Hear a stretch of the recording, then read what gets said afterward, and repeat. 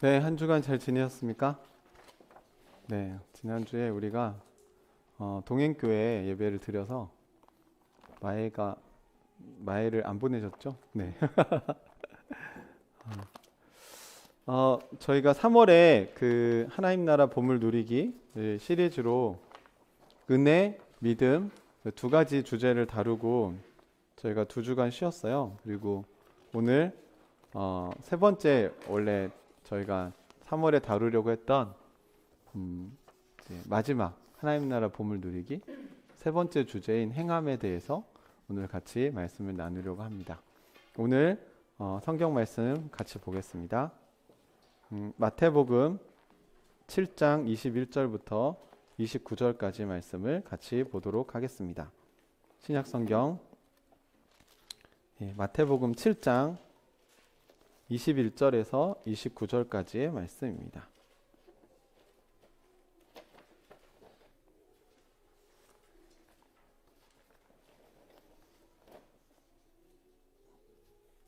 신약성경 마태복음 7장 21절부터 29절까지 말씀을 같이 보도록 하겠습니다. 여기 지금 우리 교회가 말씀 묵상을 마태복음을 하고 있잖아요. 지금 산상수훈을 계속 들여다보고 있는데 어떻게 괜찮으세요? 산상수훈이 좀 설명이 필요한 내용들이 좀 있어요. 그래서 여러분들이 익숙하지만 사실 오해하기 쉬운 내용들도 많이 있는 본문인 것 같습니다. 제가 요즘에 묵상하면서 그런 걸 좀 많이 느꼈는데 오늘 저희가 나눌 본문은 산상수훈의 마지막 설교 마지막 부분입니다. 가장 마지막 부분. 마무리하면서 예수님이 그 산에 모인 사람들에게 마지막 설교의 마무리를 어떻게 하셨는가 대한 내용이거든요. 다 찾으셨으면 온라인으로 예배 드리시는 분들도 다 찾으셨죠? 같이 저랑 한 절씩 교독하도록 하겠습니다. 아마 요 두 패러그램 모두 여러분이 너무 잘 아는 익숙한 성경 말씀일 텐데 어떤 내용이 있는지 오늘 같이 교독해 보면 좋겠습니다. 제가 먼저 읽겠습니다. 21절 나더러 주님 주님 하는 사람이라고 해서 다 하늘나라에 들어가는 것이 아니다. 하늘에 계신 내 아버지의 뜻을 행하는 사람이라야 들어간다.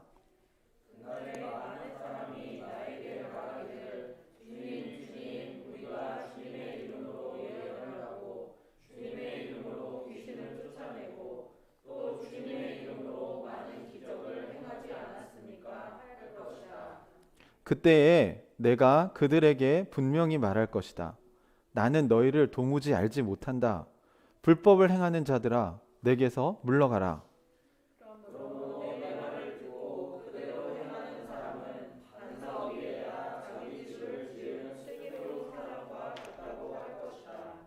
비가 내리고 홍수가 나고 바람이 불어서 그 집에 들이쳤지만 무너지지 않았다. 그 집을 반석 위에 세웠기 때문이다.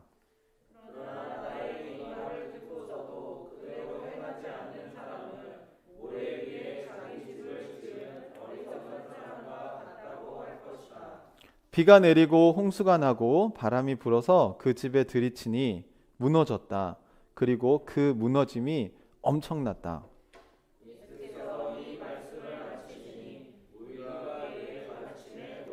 같이 읽겠습니다. 예수께서는 그들의 율법학자들과는 달리 권위 있게 가르치셨기 때문이다. 아멘. 네, 너무 2주 만에 만나니까 어떠세요? 반갑죠? 대답이 시원찮은데요. 네, 날씨가 요즘 너무 좋아가지고 어제 저도 은유랑 같이 동네 그 천변에 벚꽃이 엄청 예쁘게 피어 있어서 같이 산책도 하고 카페에 데리고 가서 공차도 사주고 그런 시간을 보냈습니다. 오늘도 또 우리 같이 오후에 시간 되시는 분들은 같이 이 아름다운 봄날을 같이 누리면 참 좋겠구나 라는 생각이 들어요. 하나님이 이렇게 선물로 우리에게 주셨지만 이걸 누리는 사람들이 있고 이거를 누리지 못하는 사람들이 있는 것 같아요. 사실 이건 돈 받고 하는 것도 아니잖아요. 그렇죠? 결국 마음의 여유가 문제라고 생각을 합니다. 여러분 안에는 하나님이 주신 이런 선물들을 누릴 마음의 여유가 있으신지 한번 돌아보면 좋을 것 같아요. 오늘 특별히 저희가 하나님 나라의 보물을 어떻게 누릴 거냐, 하나님께서 우리에게 주신 선물들이 있는데 그것들을 어떻게 그 축복을 우리가 누리면서 살 거냐에 대해서 같이 이야기를 나누고 있습니다. 그래서 밭에 감춘 보물을 찾았어요. 금은 보화를 찾았어요. 그 보물을 집에다 갖다 놨어요. 내 거예요. 여러분의 소유가 됐어요. 이제 그러면 그 보물을 누려야죠. 집에 고스란히 쌓아놓고 여전히 가난하고 여전히 힘들게 살아요. 그런 사람들 우리는 아마 어리석은 사람이라고 얘기를 할 것입니다. 통장에 100억이 들어있는데 여전히 컵라면을 먹고 있어요. 우리 검소한 삶이라고 얘기할 수 있을까요? 그러다가 죽어요. 내내 컵라면만 먹다가 죽어요. 그러면 그 100억을 선물한 사람은 얼마나 허탈할까요? 하나님 나라는 그 100억과 비교할 수 없을 만큼 우리에게 풍성한 삶을 주시려고 선물을 하나님께서 예수 그리스도라는 정말 고귀한 희생을 통해서 그 선물을 우리 인류에게 주셨는데, 그리고 그리스도인들은 심지어 그 보물을 자기 걸로 만들기도 했어요. 예수님을 주님이라고 고백하고 우리가 그리스도인이 되었습니다. 하나님 나라 백성이 되었어요. 그런데 집에 보물을 쌓아놓고 아무도 쓰지 않는 거예요.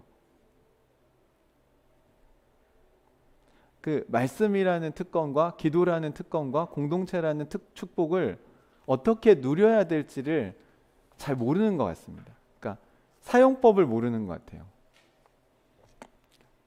그래서 100억을 통장에 넣어놓고 밖에 나가서 노가대를 뛰고 컵라면 먹으면서 연명하며 사는, 마치 그런 인생처럼 크리스찬들의 삶이 보여져서 안타깝다는 생각이 듭니다. 그걸 누리려면 첫 번째, 하나님이 우리에게 그 은혜를 베푸셨다는 걸 여러분이 믿으셔야 된다는 거예요. 그럼에도 불구하고 우리를 사랑하신다는 걸 꼭 기억하셔야 됩니다. 하나님은 우리에게 네가 이만큼 헌신했으니까 내가 널 사랑하는 거야 라는 조건이나 이유를 붙여서 우리를 사랑하시지 않아요.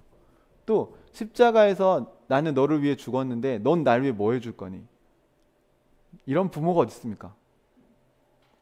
엄마 아빠가 내가 너 이렇게 키웠으니까 넌 나중에 나한테 뭐 해줄 거야? 이거는 좋은 부모가 아니에요, 여러분. 그걸 기대하시나요? 아이들에게? 그러지 마십시오. 여러분이 받은 사랑을 그냥 우리 아이들에게 그냥 물려주는 것 뿐입니다. 우리도 다 사랑받고 컸잖아요. 그죠? 하나님의 은혜가 먼저 우리에게 임해야 우리가 그 은혜를 다른 사람들에게 전수할 수 있습니다. 그래서 제가 그 와인잔 비유를 들었는데 기억나시나요? 이렇게 삼각형 모양, 피라미드 모양으로 와인잔을 막 쌓아놓고 맨 위에 있는 첫째 와인잔에 물을 따르거나 와인을 따르면 어떻게 되죠? 그 와인잔에 차기 시작하겠죠? 그런 차고 넘치면 어떻게 됩니까? 계속 부으면 그 밑에 있는 잔들에 계속 차례대로 채워지게 됩니다.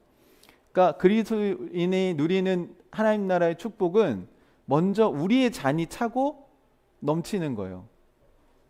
다윗은 그걸 알았어요. 그래서 시편에 그렇게 써요. 내 잔이 넘치나이다. 근데 그 넘쳐서 흐른 하나님의 은혜가 옆에 있는 우리 남편 또는 아이들 또 이웃들 또 우리 공동체 지체들에게 흘러가는 것입니다.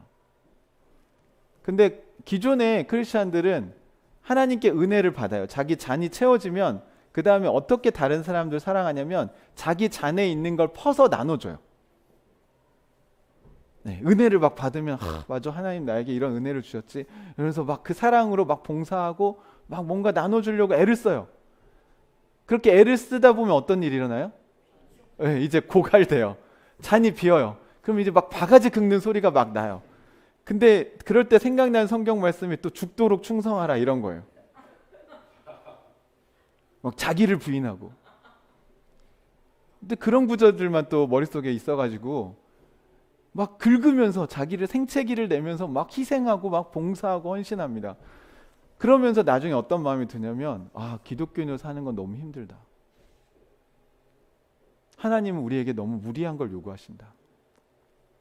그래서 나온 책이 있습니다. 탈진은 헌신의 증거가 아닙니다. 그건 기독교적이지 않고 성경적이지 않아요. 오히려 성경은 뭐예요? 내 잔이 먼저 채워져요. 근데 더 계속 하나님의 은혜를 받으면 그 은혜가 차고 넘쳐요. 그래서 내가 뭘 하려고 하지 않아도 그냥 옆에 사람들이 알아요. 와, 얼굴이 바뀌었다 너.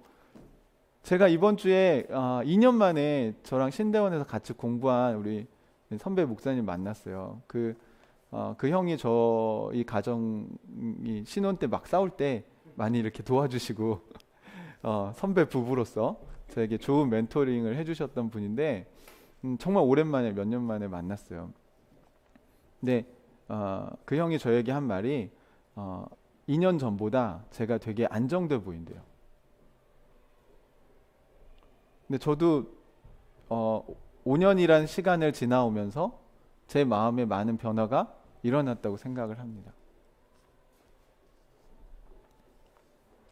그러니까 제가 연기를 해서 난 평안해, 난 잘 살고 있어, 억지로 제가 그거를 보여줘야 한다면 되게 힘들 것 같습니다. 우리 교회 같은 분위기에서 연기가 이게 쉽게 통할까요? 그러니까 뭐 몇 주는 할 수 있을지 몰라도요. 여기서 연기로 여러분을 감추는 건 쉽지 않을 거예요. 우리가 그렇게 내버려 두지 않습니다.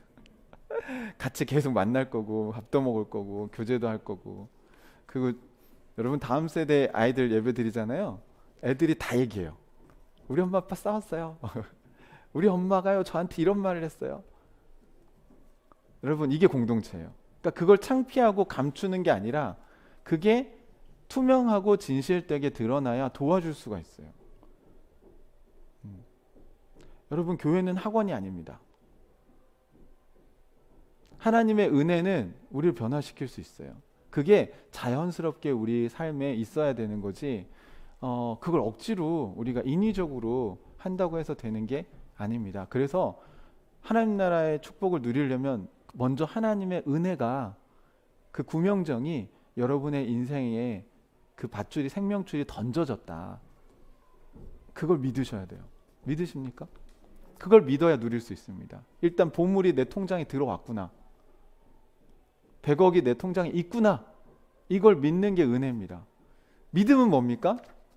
그러면 이제 그걸 붙잡아야죠. 구명정이 내 눈앞에 떨어졌는데 그걸 잡아야 될 거 아니에요. 그 말은 무슨 얘기냐면 내 통장에 돈이 있으니까 여러분이 카드를 쓰시면 결제가 될까요? 안 될까요? 믿음으로 결제를 하는 거예요.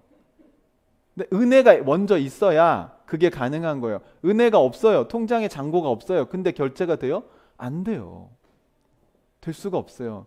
여러분에게 제가 용서하는 기도를 하십시오. 여러분에게 상처 주신 분들에 대해서 가서 화해하라는 얘기가 아니에요. 하나님 앞에서 용서하고 더 이상 그 과거의 영향력으로부터 여러분 자신들이 벗어날 수 있게 해주신 그 하나님의 은혜를 붙잡으라는 얘기입니다. 예수님, 제가 이 사람을 용서합니다. 더 이상 제가 이 상처에 매여서 살지 않게 해주십시오. 과거에 붙잡혀서 살지 않고 오늘 하나님이 주신 은혜를 누릴 수 있게 해주십시오. 또 많은 사람들은 미래에 대한 걱정과 염려로 살아갑니다. 그래서 불안해요. 그래서 예수님이 얘기하셨잖아요. 내일 일은 내일이 염려하게 해라. 오늘 하루로 족하다. 이렇게 하려면 믿음이 있어야 된다는 거예요, 여러분. 하나님께 맡겨야 된다는 거예요. 그런 의미에서 기도가 특권인 것입니다. 오늘 은미자매가 하루를 저한테 픽업을 부탁을 했어요. 그럼 믿어야죠. 그죠? 저는 분명히 갈 건데 가서 하루를 픽업해서 데려올 건데 그거를 계속 믿지 못해요. 믿지 못하면서 한 시간을 올까? 정말 올까? 목사님 진짜 오실까? 이렇게 염려하고 근심하면서 한 시간을 보내도 되고, 그냥 목사님 오신다고 하셨으니까 오시겠지 하고 그냥 한 시간을 자기를 위해서 써도 돼요. 무슨 말인지 이해되시나요? 하나님께 우리가 기도해 놓고요, 믿지 못해요 하나님을. 그러면 계속 안절부절 근심과 염려 속에 그 하루를 보내는 거고요. 믿음이 있는 사람은 맡겼잖아요. 그 다음부터 편안하게 하루를 보낼 수 있습니다. 요즘 너무 벚꽃이 예쁜데 여러분, 누가 운전을 이렇게 하는데 운전하는 사람을 내가 못 믿겠어요. 그럼 어떻게 가죠? 차를 타면서 붙잡고 이렇게 이거 오막 이렇게 하면서 아마 옆에 앉아 있게 될 거예요. 그 제가 뭐 TV에 보니까 그 유키즈 온더 블럭에 그 교통사고 처리 전문 변호사 그분 인터뷰를 들어보니까 온갖 사고를 다 처리하다 보니 그거 아세요? 그분은 운전을 안 해요. 너무 불안해서. 그래서 대중교통 타고 다닌대요. 이게 그런 사례만 하도 많이 접하다 보니까 어떤 믿음이 생겨요? 네. 네, 우리만큼 편안하게 차를 타지 못합니다. 차라리 모르는 게 약이죠. 이럴 때는. 사랑하는 형제자매 여러분, 여러분이 믿음이 있는지 없는지는 여러분의 일상에서 하나님의 은혜를 누릴 수 있느냐 없느냐를 결정짓습니다. 그러니까 뭘 믿어야 될지를 잘 아셔야겠죠. 오늘 그 마지막 그 믿음으로 결제를 했어요. 그러면 이제 거기서 뭐 옷을 주든지 뭐 신발을 주든지 뭐 상품을 주지 않겠습니까? 그럼 그다음 뭐 해야죠? 이제 그걸 입어야죠. 옷장에 넣어놓고 뭐 명품이 있으면 뭐 합니까? 안 입는데. 그리고 10년간 거기 옷장에 나는 명품 옷이 있어. 그래서 그게 무슨 유익이 있어요, 당신의 삶에? 그렇게 좋은 옷이 있으면 입으셔야죠. 좋은 신발이 있으면 신어야죠. 그죠? 요즘은 이렇게 뭐 소장하려고 신발을 사는 것 같더라고요. 그 신발은 신으로서의 가치는 없어요.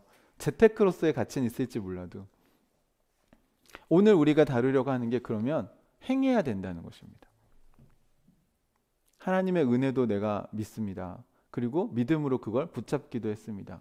그런데 행하지 않으면 그 믿음은 성경에서 죽은 믿음이라고 얘기합니다. 왜 그럴까요? 아무 효력이 없기 때문에 그래요. 여러분의 삶에 지금 현재 실제 여러분이 살아가는 인생에 도움이 안 되니까 그런 거예요. 그러니까 죽어서 천국 가는 믿음은 좋아요. 그거는 지금 무슨 소용 있어요? 죽어 천국은 갈 건데.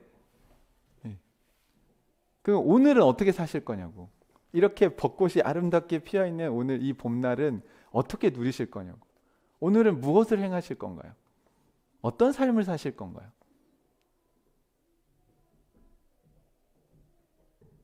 오늘 슬기로운 신앙생활이 무엇인지 예수님께서 산상설교를 마무리하시면서 이 제자들과 거기에 모인 사람들에게 이 설교를 마무리하고 계시는 겁니다. 하나님 나라를 누리는 방법. 먼저 아주 경고 섞인 메시지로 시작을 합니다. 21절을 같이 한번 읽어볼까요? 시작. 나더러 주님 주님 하는 사람이라고 해서 다 하늘나라에 들어가는 것이 아니다. 보세요. 여기서 하늘나라, 이제 마태복음을 옛날 성경에는 천국 이렇게 번역을 했는데 그 이유는 좀 아시나요? 마태는 유대인들을 위해서 이 복음, 예수님에 대한 복음을 기록했고, 유대인들은 하나님이란 이름을 감히 쓰지 못했어요. 네. 그래서 뭐 주님 또는 아도나이, 그러니까 로드 이런 표현을 썼지, 여호와 하나님을 사실 이름을 부른다는 것 자체가 그게 굉장히 하나님에 대한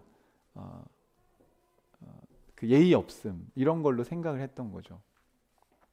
그래서 마태복음에서는 하나님의 나라를 하늘나라라고 표현을 한 겁니다. 그러니까 Kingdom of God이라고 표현해야 되는데 Kingdom of Heaven이라고 표현을 한 거예요. 하지만 유대인들에게 하늘은 하나님과 동격인 것입니다.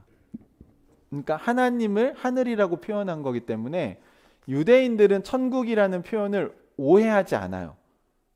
죽어서 가는 좋은 세상으로 생각한 게 아니고 하나님이 통치하시는 하나님의 나라라고 생각을 한 것입니다. 그래서 여러분 이 마태복음을 읽으실 때 하늘나라는 전부 하나님의 나라로 바꿔서 읽으셔야 돼요. 우리는 유대인이 아니기 때문에 하늘나라 하면 우리나라 사람들이 가진 하늘나라의 개념이 있어요. 천국의 개념이 있어요. 그 극락 다 비슷한 개념 아닙니까? 교회 다니는 사람들도 뭐 무지개 다리 건너 황금판 차 타고 그 흰옷 입고 긴 숟가락으로 서로 밥 떠먹여주는 그런 곳, 그런 사랑이 있는 곳이 천국이다 이렇게 생각하시는데 아니에요, 여러분. 여러분 천국 그런 곳 아닙니다. 성경을 보면 그게 천국이라고 얘기하지 않나요? 날개 달고 흰옷 입고 여기 링 하나 달고 이렇게 하는 건 다 그냥 사람들이 상상해낸 겁니다. 성경에 보면 천사들은요 그냥 사람처럼 나타나요. 그냥 사람처럼 와 있어요. 어떤 사람은 알아보고요, 어떤 사람은 못 알아봅니다. 그런데 링 달고 흰옷 입고 막 번쩍번쩍 빛나고 그러면 누가 못 알아봅니까? 천사인지 아닌지. 근데 성경에 보면 천사가 어떻게 보면 사람들이 두려워하는 경우도 있지만 어떤 천사들은 그냥 사람인가 봐요. 어떤 사람은 알아보고 어떤 사람은 알아보지 못합니다.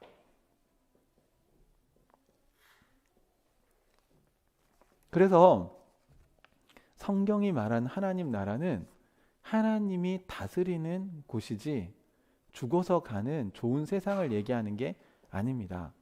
그러니까 죽어서도 하나님의 다스리는 그 나라에 가겠죠. 근데 지금부터 하나님 나라를 살면 그 하나님 나라는 당연히 가는 거예요. 육신만 죽을 뿐이지 여기서도 하나님의 다스림을 받고 하나님과 소통하면서 하나님의 뜻을 따라 사는데 당연히 죽어서도 하나님 나라에 살겠죠.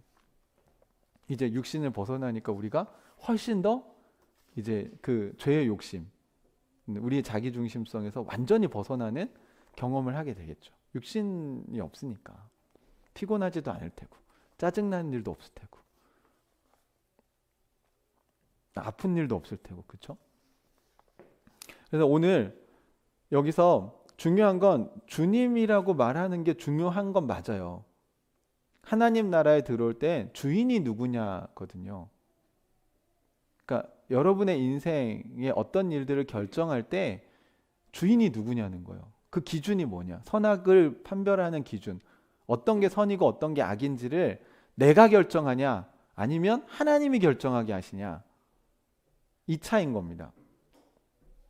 그러니까 하나님을 왕 또는 주님 이렇게 부르는 게 맞죠. 그런데 그렇게 부르기만 한다고 해서 효력이 있냐? 그렇지 않다는 얘기를 하고 있는 거예요. 이스라엘 사람들은 전부 하나님을 주님이라고 불렀습니다. 아도나이, 여호와 하나님을 왕이라고 섬겼고요. 메시아를 그렇게 기다렸어요. 그리고 구약의 율법을 지키는데 온 정성을 다 쏟았습니다. 그런데 오늘 예수님이 하늘나라, 하나님 나라에 들어가는 것이 아니라고 얘기를 하셨어요. 그럼 어떤 사람들이 하나님 나라에 들어가는 거냐? 어떤 사람들이 하나님 나라를 누릴 수 있는 거냐? 오늘 우리의 표현으로 바꾸자면 하늘에 계신 내 아버지의 뜻을 행하는 사람이라야 들어간다 라고 명확하게 얘기하셨습니다. 여러분, 행위로 구원받는 겁니까? 믿음으로 구원받는 겁니까? 네, 네, 네, 가르친 보람이 있네요.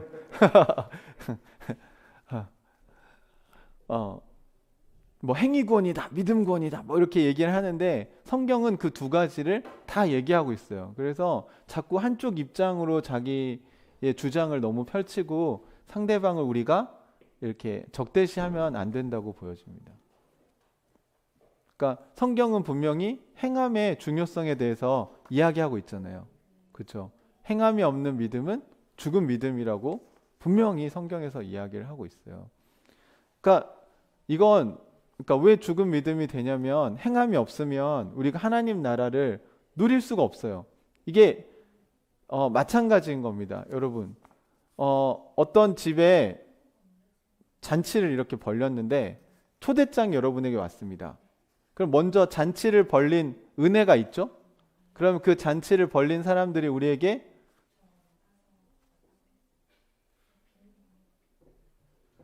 네.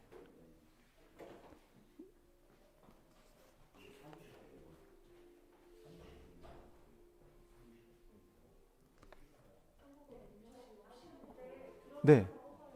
네.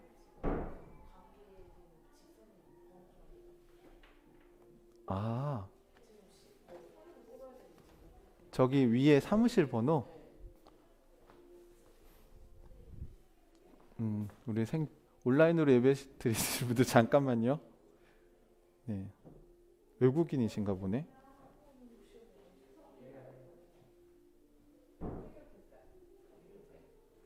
그 잠깐만 내가 저장을 어디다 해놨는데.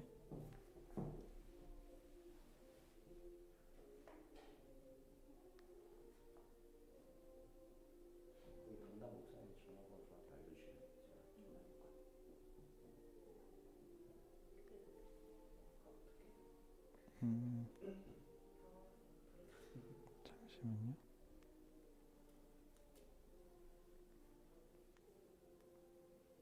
음,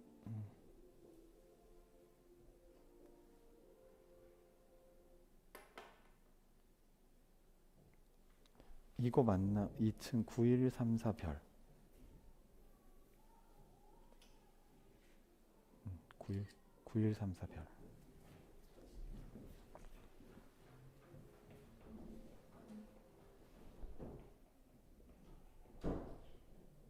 네, 혹시 모르니까 제가 가지고 있어요. 어디까지 했죠? 음. 그 행함이 왜 이제 행함이 없으면 죽은 믿음이라고 얘기를 했냐면 잔치를 누가 크게 벌이고요. 초대장을 우리에게 줬어요. 그러면 거기에 대한 믿음이 있어야 진짜 나를 초대했구나 라고 믿음이 있어야 거기를 갈 수 있겠죠. 그러니까 믿음이 그렇게 막 큰 믿음이 필요한 게 아니에요. 그냥 이게 사실이겠구나 라고 그냥 받아들이는 게 믿음입니다. 그러니까 먼저 사실이 있어야 돼요. 그래서 기독교 믿음이 확신인 거라고 제가 말씀드렸잖아요. 맹신이나 미신이 아니고, 맹신이나 미신이면 가면 없어요. 잔치가 있을 거야 믿고 갔는데 없어요 그건. 근데 진짜로 잔치가 먼저 있고 그 다음에 우리에게 초대장이 왔고, 그러면 초대장을 받고 그래 너무 감사하다 나 꼭 갈게 믿음이 있는 거죠. 그리고 안 가요. 그리고 잔치집에 안 가요. 그러면 그 잔치를 차린 게 나에게 어떤 유익이 있나요? 그걸 알고만 있으면 되는 건가요? 잔치가 있다는 걸 알아요. 여러분 다 알아요. 하나님 나라가 어떤 건지도 알고 하나님 믿음 구원받는다는 것도 다 알아요. 근데 아는 게 여러분을 실제로 그런 삶으로, 여러분을 천국의 삶으로 인도하냐고요. 천국의 삶을 우리가 누리게 해주냐고요. 그 지식이 우리를 구원하는 건 아니에요, 여러분. 하지만 그 지식을 일단 정보를 알아야 갈지 말지를 결정할 거 아닙니까? 그러니까 여러분이 교회에서 잘못 알고 계신 건 예배 시간에 설교를 들었어. 저거 말씀 좋아. 다 깨달았어. 그게 그냥 첫걸음, 이제 시작점인 거예요. 완성이 아니고. 나 은혜 받았어. 그리고 여기 예배당을 나가는 순간 다 잊어버려. 무슨 말씀을 들었는지. 그걸 하나도 행하지 않아요. 일주일 동안. 그러면 그 잔치집에서 먹고 누리는 것은 아무것도 못한 거예요, 여러분. 그냥 잔치가 있구나. 와, 나도 초대받았구나. 너무 감사하다. 와, 나도 초대해 주셨네. 너무 기쁘네. 그러고 끝난 거예요. 근데 잔치집에는 안 간 거예요. 무슨 말인지 이해되시나요? 그걸 죽은 믿음이라고 얘기하는 겁니다. 여러분, 오늘 재우 형제, 정훈 자매가 우리를 점심 식사에 초대했어요. 은혜죠. 믿으십니까? 이 믿음이 있는 사람은 가겠죠. 예, 하지만 믿음이 없는 사람은 안 가겠죠. 그러면 그 차려놓은 음식이 다 누구 것이 되겠느냐, 이 얘기를 하시는 거예요. 그리고 물론 바쁜 사정이 있어서 못 가는 사람도 있겠죠.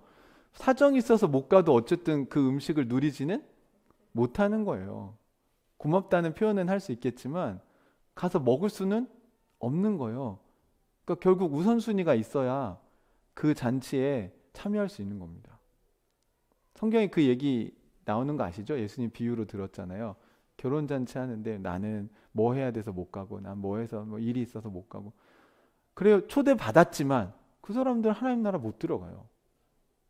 왜? 우선순위가 없어요. 그게 하나님 나라에.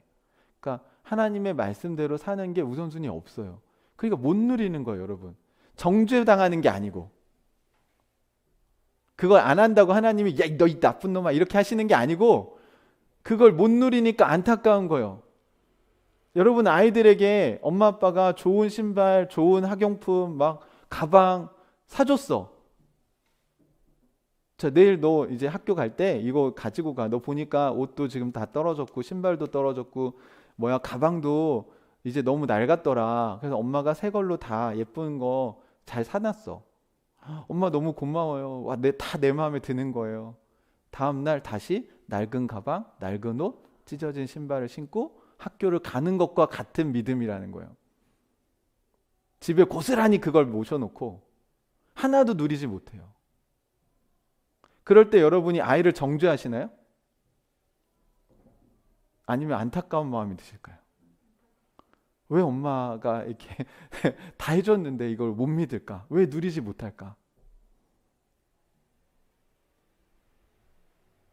하나님은 우리에게 이미 구원을 베푸셨습니다. 하나님 나라는 여러분 이미 이 땅에 왔어요. 예수님이 이 세상에 오셔서 회개하라, 하나님 나라가 가까이 왔다. 이 말은 다르게 번역하면 하나님 나라가 이미 시작되었다. 왜? 왕이 와서, 뭐 왕자가 와서 자 이제부터 하나님 나라, 나는 내 나라를 세우겠다 그 선포하신 게 공생의 사역인 거예요. 그게 마가복음 1장에 나오는 내용입니다. 때가 찼고 때가 되었어. 이제 나는 하나님 나라를 시작할 거야. 그러니까 회개하라는 말은 뭐예요? 여기로 오라는 거예요. 그동안 너희가 추구하고 살던 삶의 기준을 버리고 여기로 와서 하나님께서 우리에게 말씀하시는 기준으로 그 지향점, 그 방향성을 가지고 우리가 살아보자. 물론 완벽하진 않겠지만 그렇게 사는 것이 맞다고 생각하는 사람들이 모여서 만들어진 게 하나님 나라 공동체인 것입니다. 그게 교회예요. 그러니까 이 지향점을 가지 않겠다고 하면 교회가 될 수 없죠. 그래서 그 하나님 나라를 우리가 같이 잘 누리고 잘 살 수 있게 도와주는 게 교회 공동체입니다.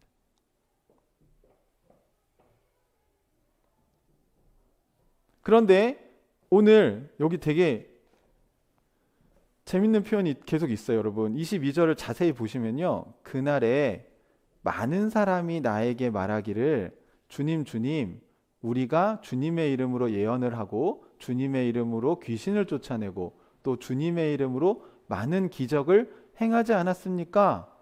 라고 예수님에게 얘기한다는 거예요. 그날에 많은 사람들이 그런데요.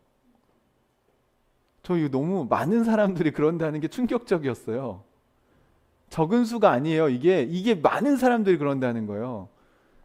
여러분, 이 일이 우리가 죽었을 때 천국문 앞에서 일어날 수 있는 일이라고 저는 보여져요.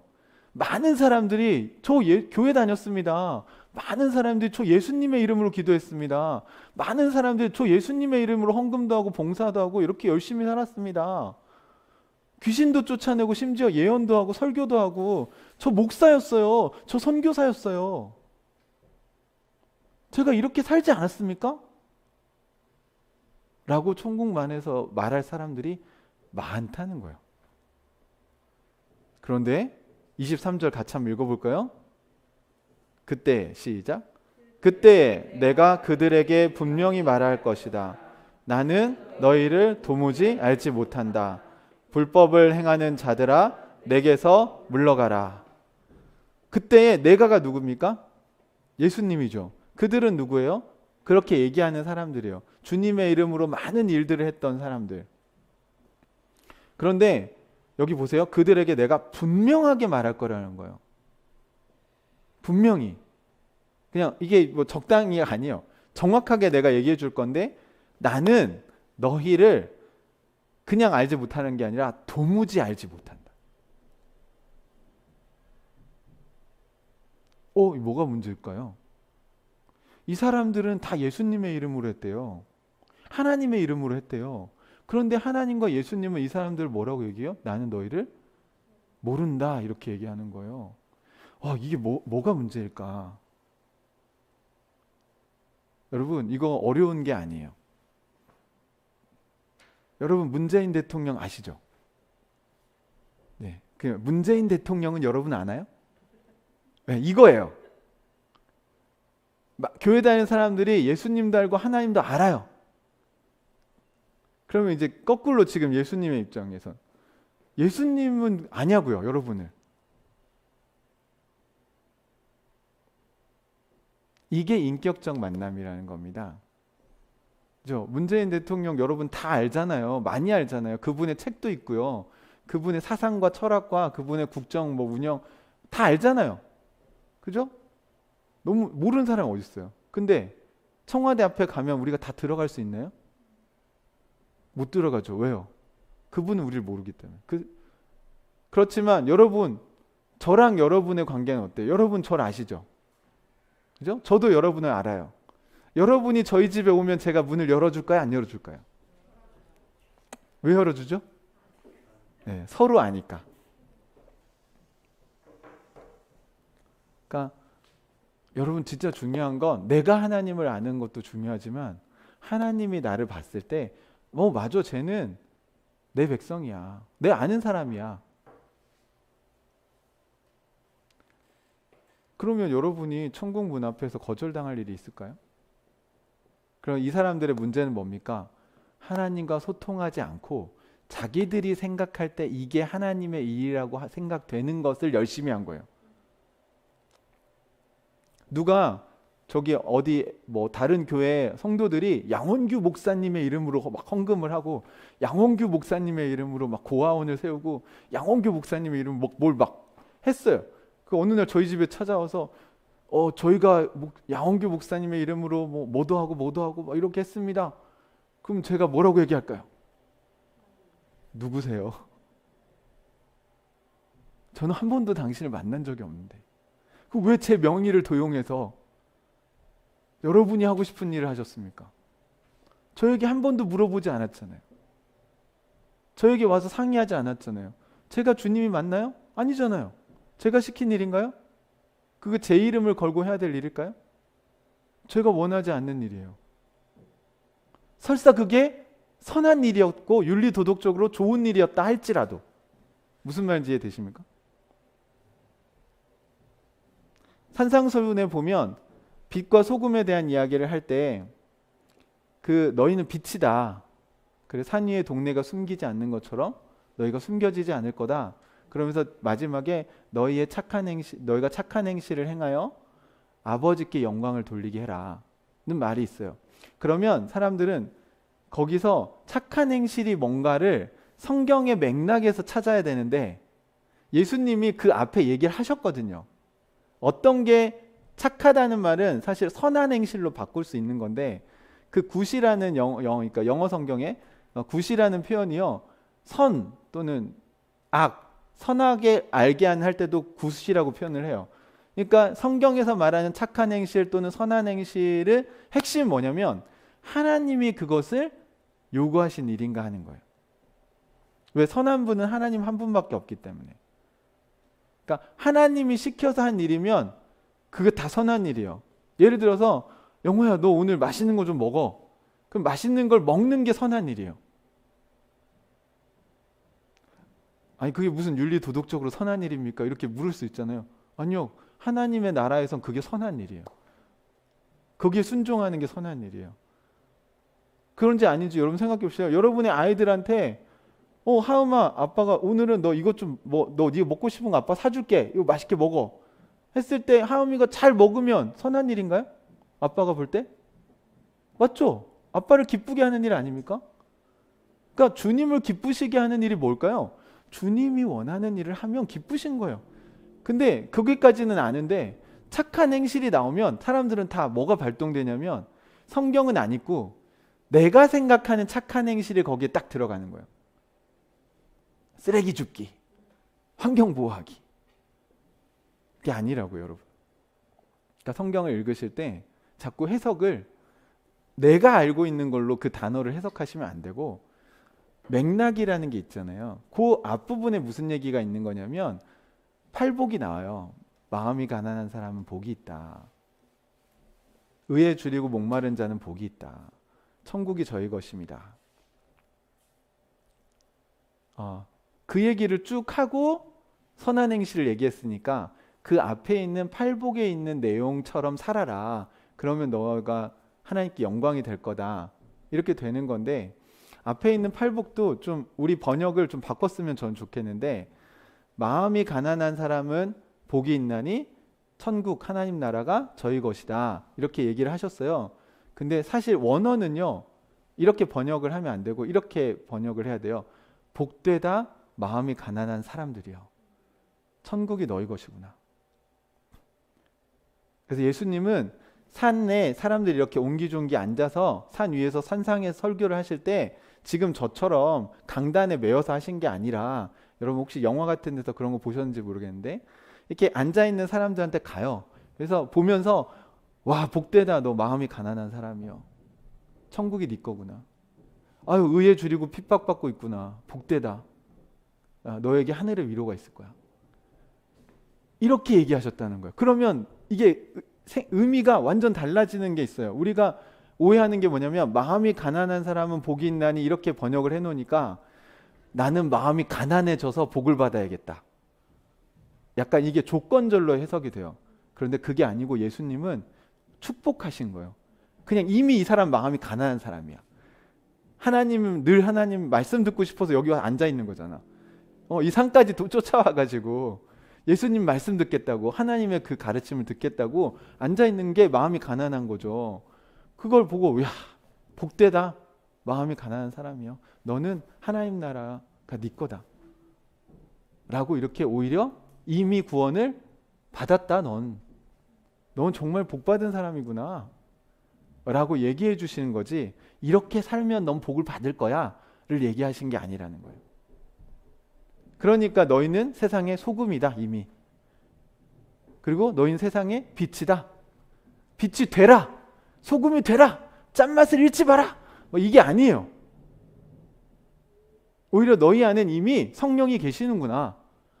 아직 완성되진 않았지만 너희가 가진 그 소금으로서의 짠맛, 너희가 소유한 그 성령님, 가난한 마음, 또 의를 위해서 너희가 핍박을 받기도 하고 또 슬픈 사람, 힘든 사람들 보면 애통하는 마음, 그런 마음들을 갖고 너희가 이미 살고 있는데 그거 잃지 말고 그렇게 계속 살아라. 그러면 천국을 너희가 누리게 될 거야. 라고 얘기해 주신 거예요. 그러니까 당연히 아버지께 영광이 되죠. 그러니까 산상수훈을 여러분이 그러니까 이렇게 이해를 해야 되는데 이게 맥락적으로 맞는 해석이거든요. 그러니까 저는 그걸 여러분에게 도와주는 역할을 하는 겁니다. 이런 걸 여러분이 도움을 받으면 다른 성경을 읽으실 때도 이제 관점이 예전에 율법적인 관점에서 벗어나서 은혜의 관점으로 진짜 복음적인 관점으로 여러분이 성경을 이제 해석하고 묵상하실 수 있게 되실 거예요. 오늘도 마찬가지입니다, 여러분. 그러니까 주여 주여 했는데 천국 못 가는구나. 너무 무섭다. 겁주려고 하신 게 아니고 지금 산상수훈을 듣고 있는 이 사람들은 그런 사람들이 아니기 때문에 하나님과 계속해서 소통하면서 해라. 주님이 시키지 않은 일을 주님의 이름으로 하는 힘든 삶 살지 말고 주님이 시킨 것만 해라.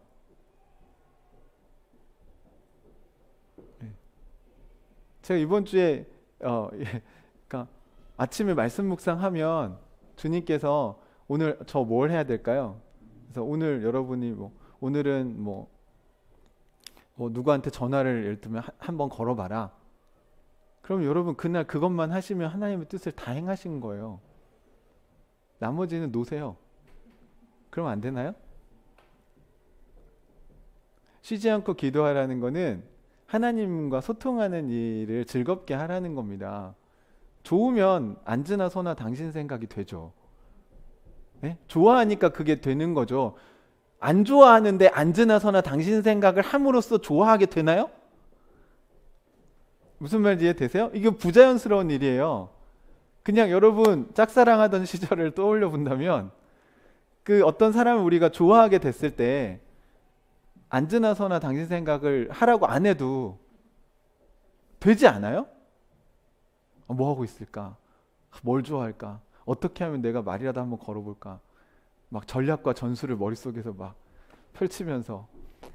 그러니까 사랑하는 게 먼저고요. 좋아하는 게 먼저인 거예요. 그러니까 하나님이 좋아야 하고 나는 하나님 나라의 가치를 따라가는 게 너무 좋다. 이게 너무 매력적이고 너무 행복하다. 나 이렇게 살고 싶어.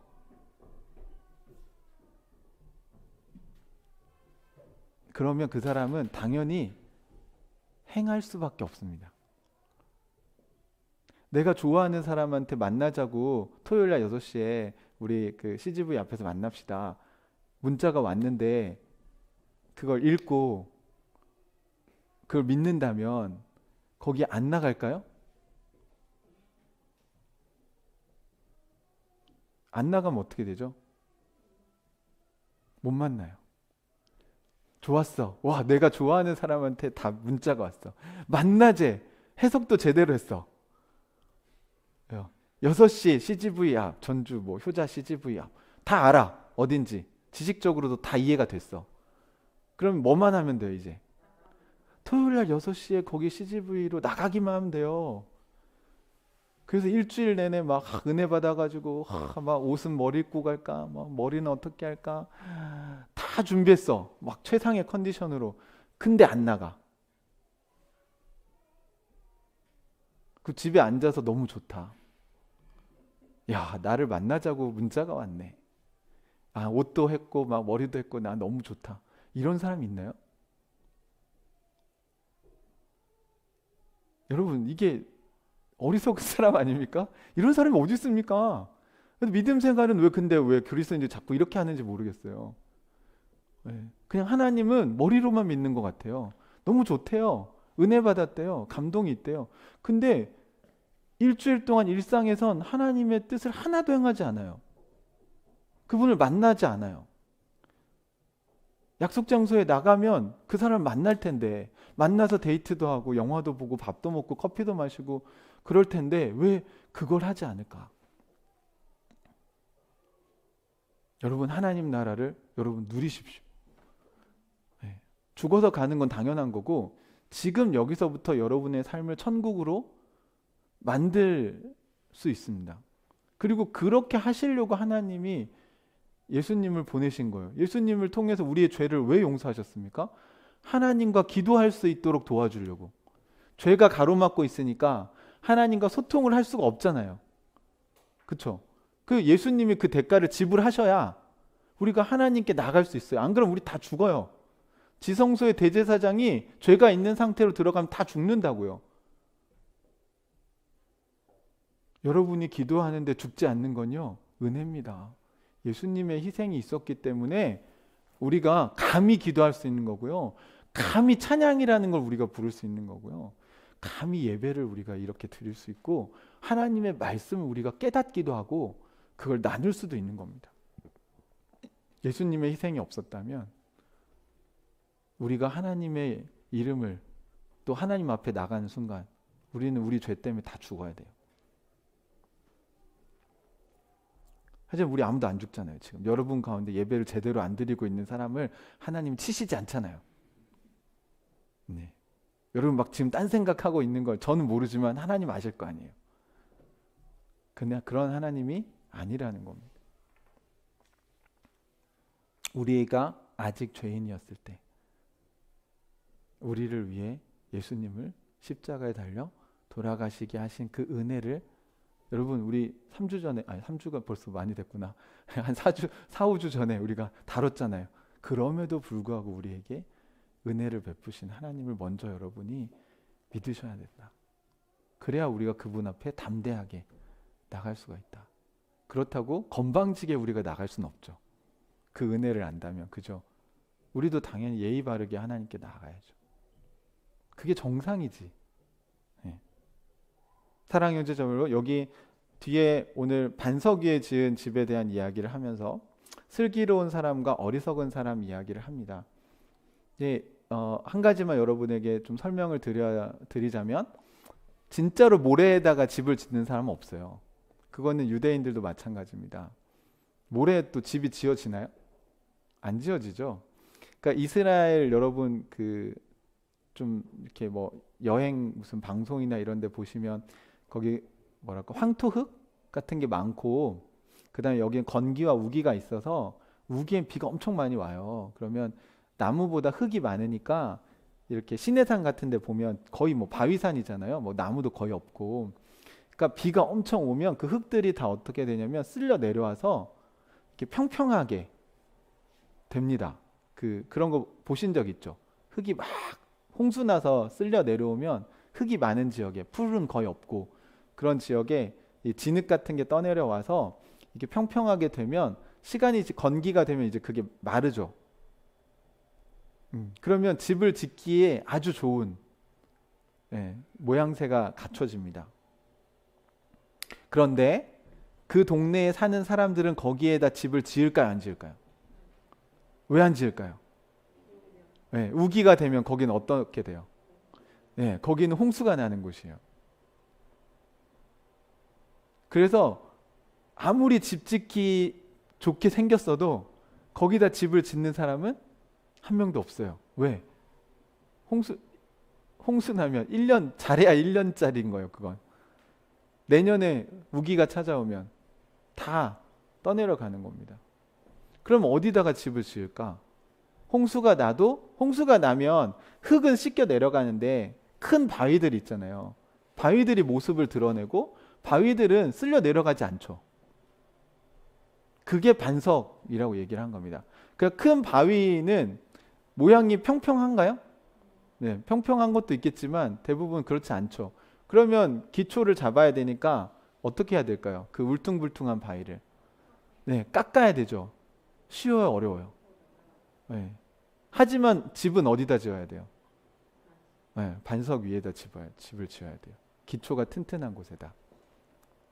그게 힘들어도 그렇게 집을 짓는 사람이 슬기로운 사람이다 라는 예수님의 얘기를 했을 때, 이 비유를 듣는 이스라엘 사람들은 그 당연한 얘기를 하시네요. 상식적으로 그 너무 당연한 얘기 아닙니까? 그런데 우리처럼 그걸 모르고 가서 보면, 야, 저기다 짓지 뭐로 힘들게 저기다 줘? 왜 바위에다 집을 줘? 저기 완전 평지인데. 그러니까 우리식으로는 그런 곳이 없어요. 우리는 우기와 건기가 있지도 않고 풀과 나무가 많아서 우리는 이렇게 그리고 홍수 나서 한번 이렇게 된 데가 또 된다는 법은 없잖아요. 그러니까 우리나라는 이 개념이 잘 이해되지 않으니까 그냥 모래라는 번역을 한 것 같아요. 하지만 실제로 유대인들도 모래 짓는 게 아니에요. 진흙으로 된 땅에다 짓죠. 단지 거기는 우기에 홍수가 나는 지역이라는 거예요. 그래서 오늘 그렇게 얘기하셨잖아요. 홍수가 나고 바람 불어서 집에 들이치니 그 집이 무너졌다. 그 무너짐이 엄청났다. 왜? 흙으로 된 기초기 때문에 비가 많이 오면 집은 무너질 수밖에 없어요. 사랑하는 형제자매 여러분, 행함은요 선택이 아닙니다.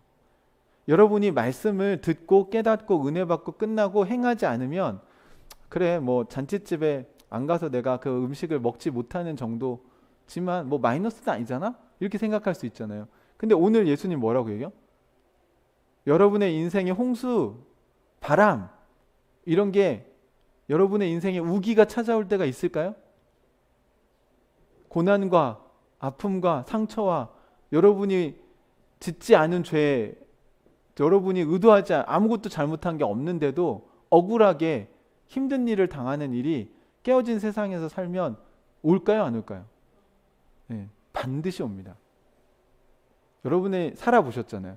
인생의 홍수가 언제 찾아올지 몰라요. 그럴 때 행함이 있는 사람과 없는 사람의 행함을 해본 사람들은 잘 쓰러지지 않습니다. 근데 행함을 통해서 하나님의 은혜를 경험해보지 못한 사람들은 다 휩쓸려 나갑니다. 기독교 교회를 오래 다녔는데 인생의 고난이 찾아올 때 무너지는 사람들은 대부분 머리로만 신앙생활한 거예요. 실제로 행해본 적이 없어요. 하나님과 소통하고 나서 뭘 행해본 적이 없어요. 행함을 통해서 진짜로 하나님과 교제하고 하나님 나라를 누려본 그 경험과 체험이 부족한 거예요. 그러니까 고난이 찾아오면 어떻게 해요? 이악 물고 버티다 한순간 다 무너집니다. 그게 믿음인 줄 알아요. 그렇지 않습니다, 여러분.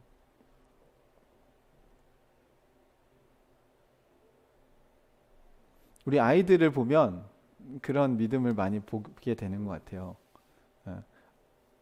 엄마가 뭐 과자를 사주고, 자, 형이나 동생이나 이렇게, 자, 나눠 먹어. 그러면 안 나누죠.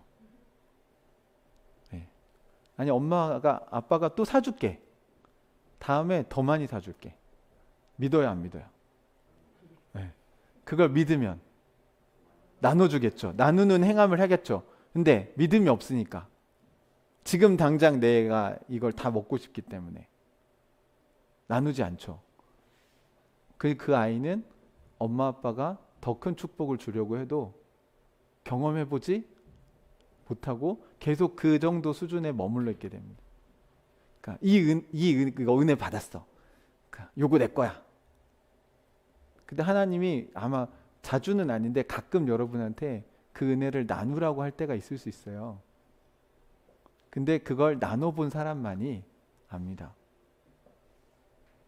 그러니까 우리도 지정헌금 제도라는 게 우리 교회에 있는데 청지기헌금 말고, 그러니까 여러분이 기도하시다가 어떤 사람에게 하나님이 이 물질을 내가 좀 이게 내가 들어왔는데 좀 나누고 싶네.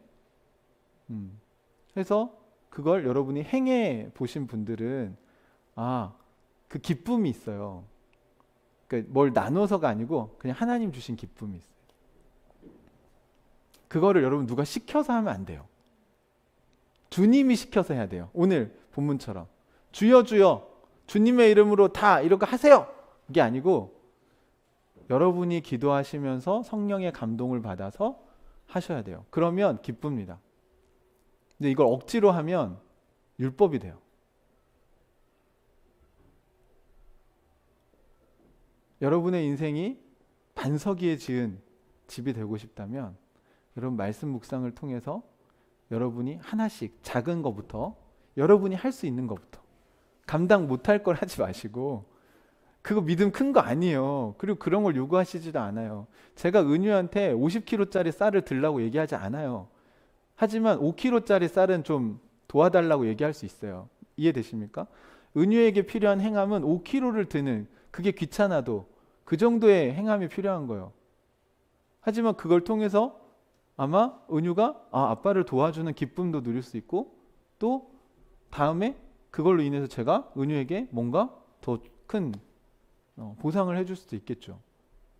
하지만 그런 게 없어도 아빠를 사랑하는 마음으로 할 수 있어요. 하지만 하나님이 너 나를 주인이라고 했지? 잘 걸렸다 너 저 100kg 날러 막 이렇게 하시는 분이라면 우리 그 하나님을 어떻게 믿고 따라갑니까? 그게 인격적인 하나님이고 사랑의 하나님인가요? 그 예수님을 우리를 위해 죽이신 하나님이 그렇게 하신다고요? 무슨 군대 조교인가요? 하나님이? 그렇지 않습니다, 여러분. 사랑하는 형제자매 여러분, 슬기로운 신앙생활은 여러분이 깨달은 것을 행함으로써 하나님 나라를 여러분의 삶에서 천국을 만들어 가시는 경험을 하셔야 합니다. 그걸 경험하시면 더 큰 시련이나 어려움이 우리에게 찾아왔을 때 흔들리지 않는 반석 위에 지은 신앙생활을 할 수 있습니다. 그런데 경험이 없으면, 해본 적이 없으면, 순종을 해서 우리가 그걸 하나님 나라를 경험하지 못했으면 여러분 고난이 찾아오면 다 무너집니다.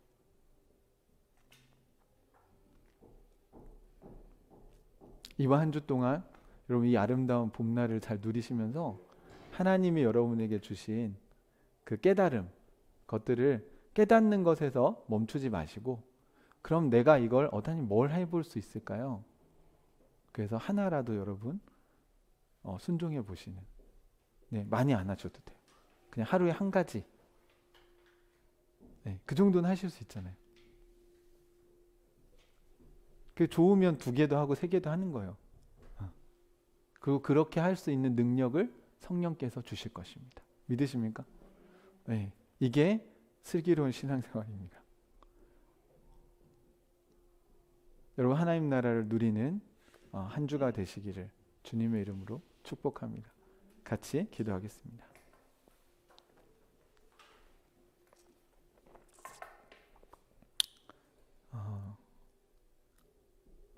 그러므로 내 말을 듣고 그대로 행하는 사람은 반석 위에다 자기 집을 지은 슬기로운 사람과 같다고 할 것이다. 주님이 말씀하셨습니다. 여러분 우리가 오늘 아침에 슬기로운 신앙생활을 할 수 있게 도와달라고 기도했으면 좋겠습니다. 그리고 혹시 하나님께서 여러분에게 행하라고 하신 일들이 생각난다면 더 이상 미루지 마시고 한번 여러분이 실천에 옮겨보셨으면 좋겠습니다. 그리고 만약에 두려움이 있거나 그걸 행하는데 도움이 필요하다면 여러분 하나님께 구하십시오. 주님께서 지혜도 주시고 그걸 행할 수 있는 힘도 주실 것입니다. 그리고 용기도 주실 것입니다. 이 시간 같이 우리 오늘 들은 말씀을 가지고 또 여러분에게 주신 은혜를 가지고 같이 기도하는 시간 갖겠습니다. 같이 기도합시다. 하나님 아버지, 오늘 주여 주여 하는 자마다 다 하나님 나라에 들어가는 게 아니라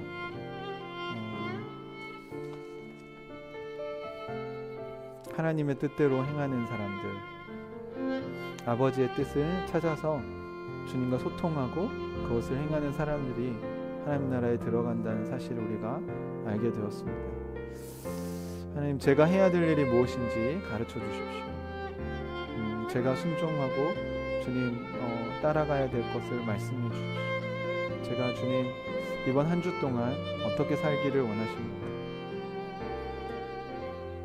그것을 통해서 하나님께 영광이 되고, 하나님 내 인생에 홍수가 찾아왔을 때 하나님 흔들리지 않는 그런 사람으로 하나님 이 세상을 살아가게 도와주시옵소서. 하나님 나라 백성으로서 하나님 제가 이 세상에서 지치지 않고 끝까지 이 믿음의 경주를 할 수 있도록 주님 저를 인도하여 주시옵소서. 우리 하늘가족 식구들을 하나님 기억해 주십시오. 특별히 아픔 가운데 있는 지체들을 하나님 기억해 주십시오. 치유의 은혜가 임하게 하여 주시옵소서. 하나님, 제가 할 수 없는 것을 주님 하실 수 있습니다. 주님, 저보다 더 주님 그들을 사랑하시고 아끼고 보호하시는 줄 믿습니다. 주여 은혜를 베풀어 주셔서 그들에게 하나님의 사랑을 전달되게 도와주시옵소서.